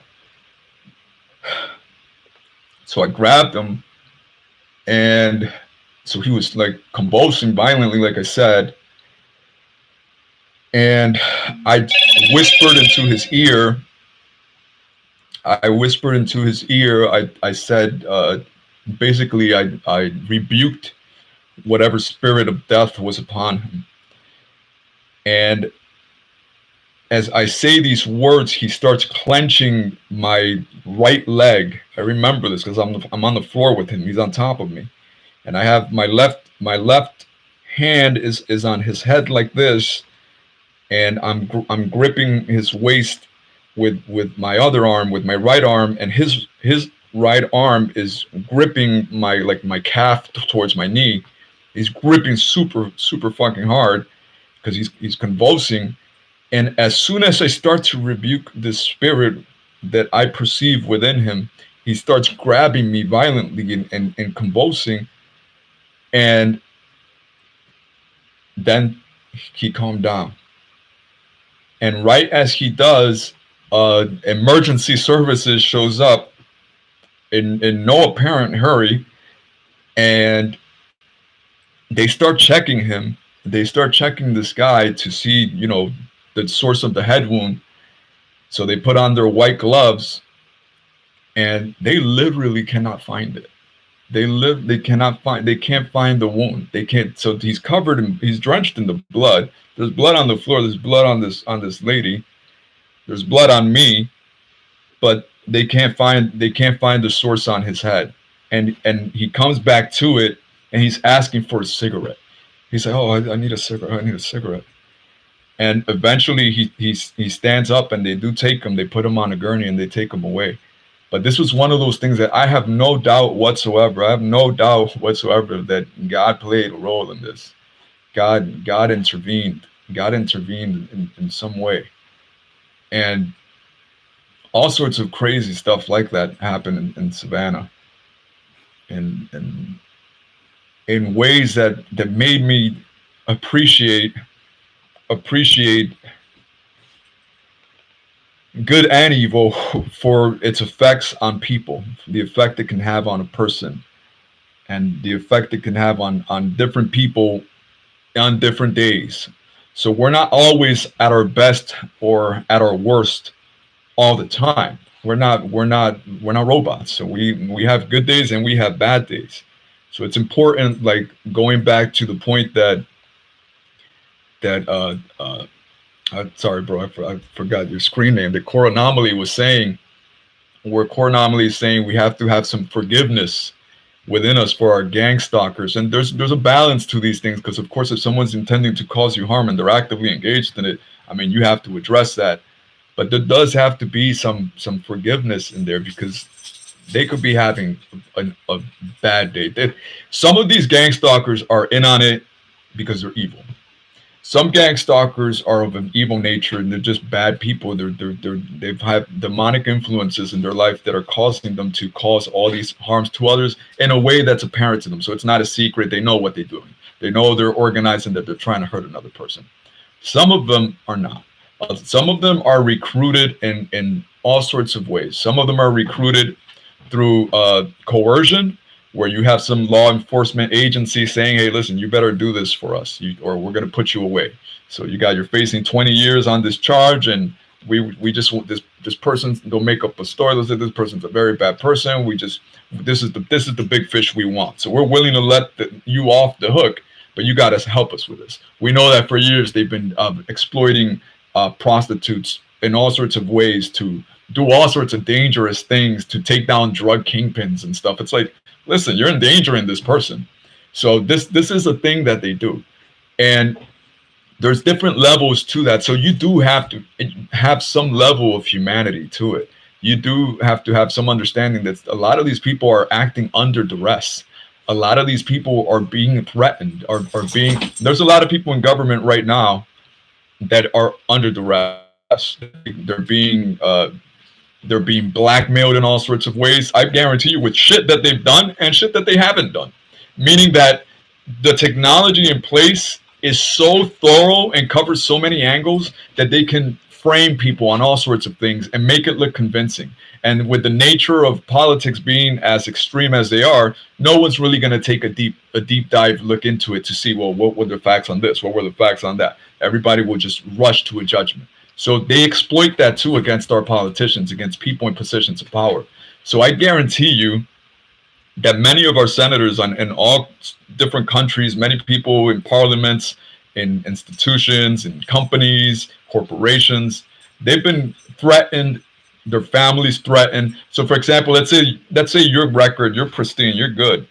You're like, nah, you can't blackmail me with anything. And even if you made something up, I don't care. Make whatever you want up. But, okay, but you know what? This person that is close to you, we'll get them this way. Or this other person here that we got this on them. So you better cooperate. So if you're going to do a global conquest type of deal, you're going to want to compromise these people in as many ways as possible, which is what the NSA has been doing. So the NSA, if you ask me, the NSA is the neo-Stasi agency. That's what I call it, the neo-Stasi agency. This is worse than when the Berlin Wall was up and East and West Germany were divided, and you had East Germany where the Stasi were just using people's children, people's brothers and sisters, people's wives and husbands, people's neighbors, people's teachers, people's employers, just using everybody against each other. Everybody against each other. It's like, listen, if you feed me information on anybody that says something bad against the state,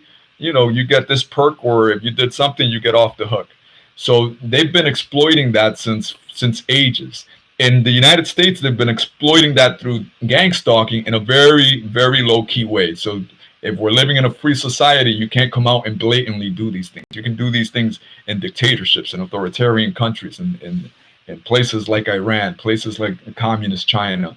So that's what they want. That's the level of open control, open evil control that they want to bring here, that they want to bring to the United States. Let me read some of these other comments here. Let me go back. I missed a couple of them.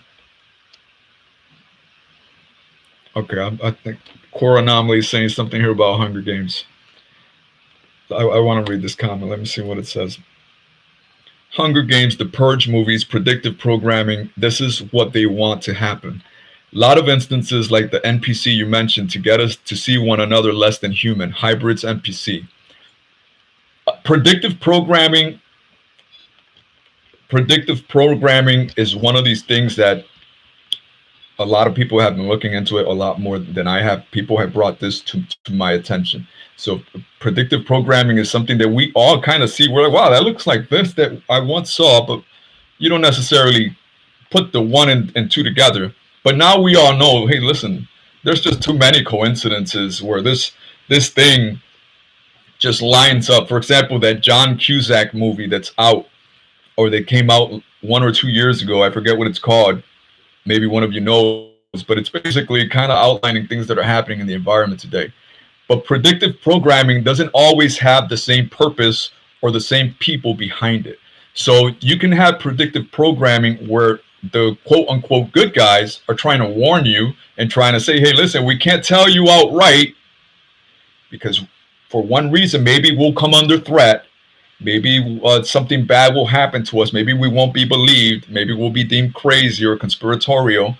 But we're going to put it out there in the form of entertainment to give you a heads up of something that's unfolding because we have access to higher information. So, for example, if you're a producer in Hollywood, if you're a director, an actor, you're going to be around politicians, very powerful people in all sorts of positions in government, in industry, in society in general.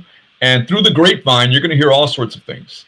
You might even be a participant in some of it. You might even agree with some of it. In some cases, you won't. So in these cases where you're saying, oh my God, these crazy people have this in hand, well, let me kind of make a movie on this to give people a heads up. Let me tell people, hey, listen, be careful when you see this. This is the next thing that's going to happen, because this is so predictive programming isn't always being put out there by the actors that are bad. So this is what's curious too, is that a lot of the actors in the environment right now, the bad actors, and I don't mean actors as in Hollywood, I mean the people in power putting things in motion, they're new age, they're religious people, but they believe in new age and they believe in Satan worship. And in their belief structure, they need to share like a vampire. They need to tell you up front what they're going to do to you so that they can be under karmic balance. This is how they believe the universe operates. So this is how they act. They act upon their faith. And their faith tells them, listen, if you're going to cause evil, go ahead, but just tell the person up front. Just give them a fair warning. And some of the predictive programming can be part of that. So a lot of the content online is part of that. I've seen some videos online. For example, I tell you that Alex Jones is not a person, is not a predictive programmer telling you things that are good, coming at it from a good place. I will tell you this is more of a, hey, we told you, and you didn't listen. This is he's controlled opposition. Alex Jones is controlled opposition for sure. And there's so much evidence, and that's its own conversation. So, for example, he makes legitimate conspiracies that can be proven. He poisons the well because he makes it all ridiculous. He makes it completely ridiculous that any journalist that wants to keep working in whatever paper or whatever job they have in journalism, they can't, and they bring it to their editor, and they're saying, oh, well, who's saying that the frogs are becoming gay or whatever? Alex Jones? Oh, okay, well, we're not running with that story. We can't. It's schismogenesis.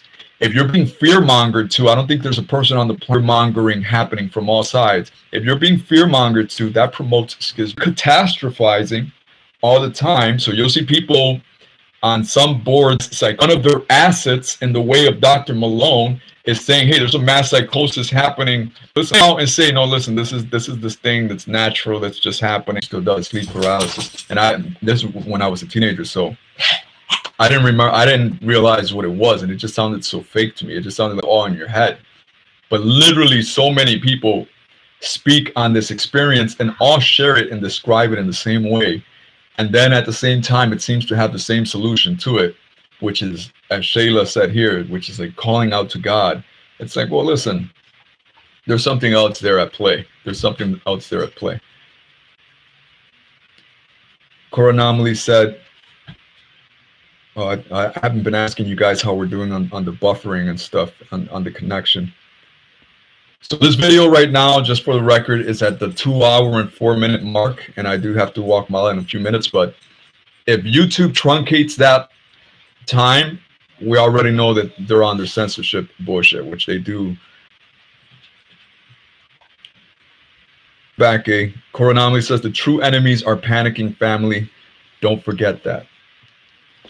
That's yes. About that politician in Australia that sounded like a straight up psychopathic Nazi. Man, you could see the desperation in this guy's eyes.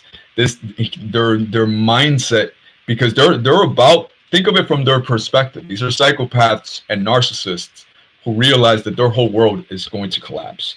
Their whole rules of trying to endanger and hurt humanity in all sorts of ways is coming to an abrupt end rather soon. Because when it does, they are panicking. They're acting desperately in all sorts of ways. In all sorts of ways. Says Shayla, it keeps coming in and out. Let me see your previous comments. Like, oh, the connection keeps coming in and out. Anton said it's still refreshing. Everyone who speaks on this gets all these electrical issues, buffering. Yeah, I agree. I've seen it on so many images and stuff, and it's like, oh, okay, that's rather curious. And this is another way they control information, that it's in the background, so we don't get to see it. And it's not an easy thing to prove. It's not an easy thing to prove. Well, they're messing with my video, because if you say that too often, well, then it makes you seem paranoid. But we are at that time where, yes, they are trying to control information in all sorts of ways. They are still limited in the way they can do it, given the laws in this country, given the optics that are created by doing it openly. So they can't openly come out and do it. They have to give themselves all sorts of excuses. Listen, I put a video on YouTube that got taken down by YouTube for misinformation, and I threatened YouTube with a lawsuit. I said, because one, if you're saying I'm putting out medical misinformation, you're damaging my reputation. So that's grounds for a lawsuit. So you better have your shit straight. So YouTube, I noted, and you can watch the video here, because when I appealed, they had to grant the appeal, and the video is back up. It's where I say, listen, I'm asking questions. We have a right to ask questions in this country. I can ask any question I want, however ridiculous it is. Is this thing about depopulation? I don't know, but I have a right to ask. Is this other thing happening? I don't know, but I have a right to ask. So questions are legitimate. So when you phrase things in a way that's about questions as a matter of law, they can't do anything. So this pinches them. So if you bring it in that sense to their legal department, where they legally would lose in court, well, they know to back off. But that's why they've been trying to do a lot of these things on the low. We got geeks that are working against themselves. We do got geeks. The world, man, it's listen, I'm a geek myself in all sorts of ways, but the world right now is under attack by people that were bullied in their lives, people that became the bullies themselves. They were nerds in their schools. They were geeks.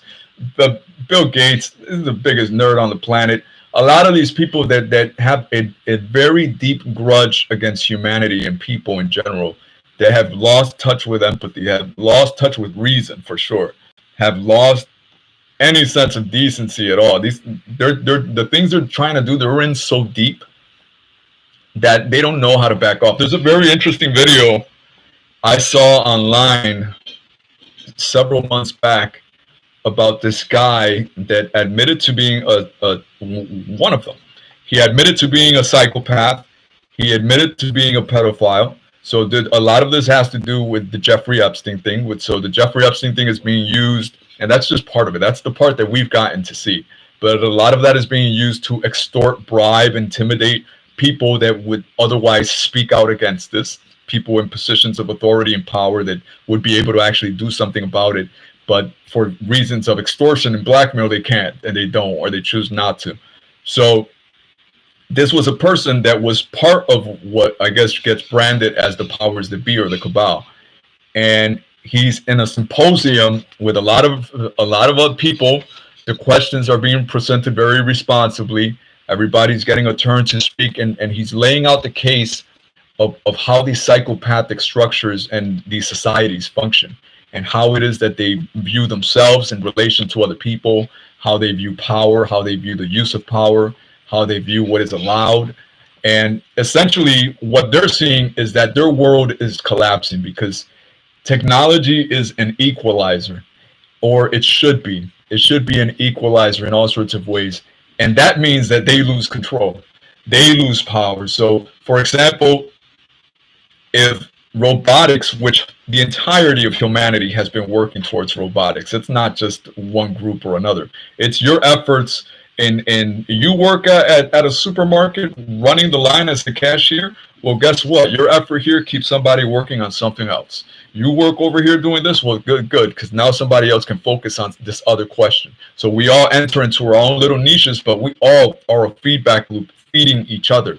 So our efforts are police. When they keep things in control, that lets your neighborhood operate. When your politicians aren't being corrupt, that lets your city prosper. So we all need each other, basically. The more we work with, not necessarily in a communistic fashion with each other, but not against each other, and towards common goals, the more we prosper. Well, these people realize, listen, we've done so much shit, and we're about to lose all this power and control, and that means accountability. That means that we're going to have to answer for basically criminal things that we have done behind the scenes in all sorts of ways. So that's what the whole Jeffrey Epstein thing was about, is to put these people's backs against the wall, and a sword right in front of them. And the sword is you. You're the sword to these people, but they don't realize that they already lost this war. This all they can do is provoke more suffering and destruction. That's it. As far as the devil's concerned, he's happy with that. That's precisely up down his alley, I guess, is what it is. So if they do that, he's happy, and they still lose. Go look up the video I put up. You can look it up. It's probably 12 videos down or something like that, of Harry Vox and Helen of Destroy. These are two people that will one day soon, per my view of it, my opinion, will at some point be facing treason charges. For sure, Helen of Destroy. And you can see them get caught so hard in that video. Watch that video, watch that play out. So these are basically new age frontmen. So Harry Vox is supposed to be this person that warned the world against the Illuminati. He is one of them. His name literally means voice of the Illuminati. So when he was presenting the plans of the Illuminati, he wasn't warning us as a heads up because he's good. He was warning us because per their religion, they have to. Per their belief structure of New Ageism, they have to put whatever evil they're going to do, they have to put it up front. And he was the voice of that. He was the person, Harry Vox, voice, Harry Vox Illuminati. Go look it up. You can find it in the video I posted up where he himself is called Illuminati, Harry Vox, Illuminati Vox. So these people are set into place to deceive you in all sorts of ways. And I tell you that those two people are some of them. Let me read, Shayla redacted that. Core Anomaly said, people trying to watch this weekend. Oh, yeah. Targeted by the government. I think it could be a mix. Spiritually, anything that goes bad, there's always a spiritual connection to it, guys. There's always a spiritual connection to it. But there's not always a natural connection to it, in effect. Every time I fought FB, post Facebook, I guess, I've gotten my post back up because they know it's true. They know, yes, but they try to exhaust you. So if they take this post here, and then this other one here, and then this other one, and now you got to base it, and then they don't tell you why you took it down. So let's see if you made a video that's an hour long. This one's running on 2 hours, and they take it down, and then I got to look into it to see what precisely could have possibly set them off because they won't address it. So this is meant to exhaust you. So the process itself is designed to make pursuing an out untenable, because most people just don't have the time or the inclination. So it's just statistically it favors them to just be shits as much as possible. It favors them to have these policies. So going back to what I was saying on the video with YouTube that got taken down, that I appealed and then was as much as possible. Core, Shayla, I appreciate you guys showing up, everybody that showed up. And life in the mix. I got a lot of spam bots in too. Anton, Spencer freezing in Minnesota, I'm sure. So definitely come back through again. I try to do the thing where it's a schedule. So like you'd see, clock, this video